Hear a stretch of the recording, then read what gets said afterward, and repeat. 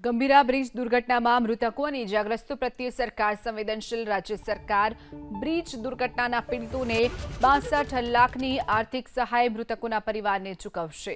4 લાખની સહાય ચૂકવાઈ છે. દુર્ઘટનામાં ઇજાગ્રસ્ત પરિવારોને સરકારે 50,000ની સહાય ચૂકવી છે. તો જે ગંભીરા બ્રિજ તૂટવાની જે ઘટના બની તેમાં જે મૃતકો છે અને સાથે જે ઇજાગ્રસ્તો છે તેમને સરકારે સહાય ચૂકવી છે. જે મૃતકો છે તેમને 4 લાખ રૂપિયાની સહાય, જ્યારે ઇજાગ્રસ્તો છે તેમને 50,000ની સહાય સરકારે ચૂકવી છે.